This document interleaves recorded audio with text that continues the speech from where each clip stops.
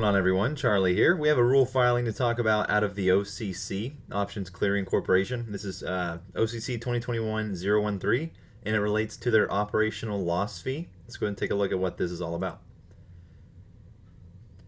So this is from the SEC, filed immediately. This is a proposed rule change to update the Options Clearing Corporation's operational loss fee pursuant to its capital management policy. So the clearing agency's statement on the terms of substance of the proposed rule change, it's basically going to revise OCC's schedule of fees effective January 1st to update the maximum contingent operational loss fee listed in OCC's schedule of fees in accordance with OCC's capital management policy. Now the purpose of this is to, again, revise their schedule of fees effective January 1st to update the maximum aggregate operational loss fee that OCC would charge clearing members in equal shares in the unlikely event that OCC shareholders' equity falls below certain thresholds defined in OCC's capital management policy. The proposed fee change is designed to enable OCC to replenish capital to comply with Rule 17AD-22E15 under the Exchange Act, which requires OCC, in pertinent part, to hold liquid net assets funded by equity to the greater of either 6 months, current operating expenses, or the net amount determined by the board of directors to be sufficient enough to ensure a recovery or orderly wind down of critical operations and services, and maintain a viable plan approved by the board of directors and updated at least annually for raising additional equity should its equity fall close to or below the amount required. So we're getting all these capital requirements, risk protocols tweaked here at the end of the year.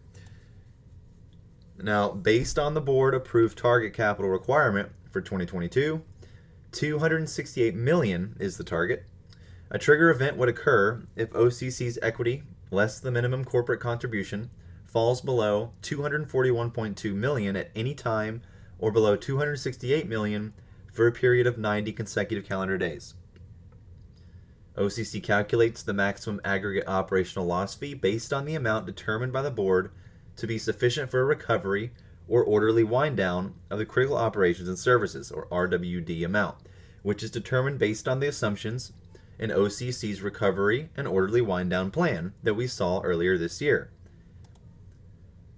So this proposed rule change would revise the maximum operational loss fee to reflect the adjusted RWD amount based on OCC's 2022 budget 16 as 16 shouldn't be there, that's a super note, based on their 22 budget as follows.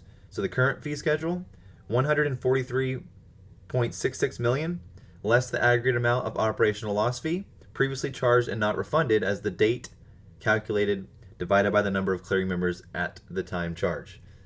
The proposed fee schedule would be, instead of $143 million, increases it to $157 million flat, less the aggregate amount of operational loss fees previously charged and not refunded, as the date calculated divided by the number of clearing members at the time charge.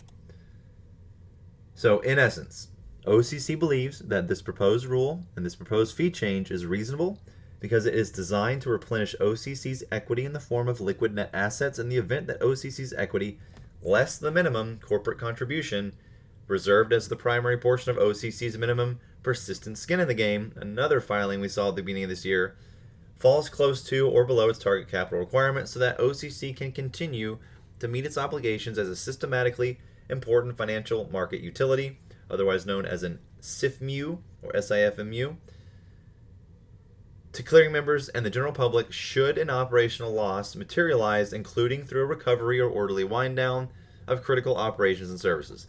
This filing was littered with typos, so I don't know if they rushed through this one, but there was quite a bit of typos in this one, so yeah. Anyways, basically they're trying to replenish their equity in the form of liquid net assets in the event of an operational loss from some kind of event.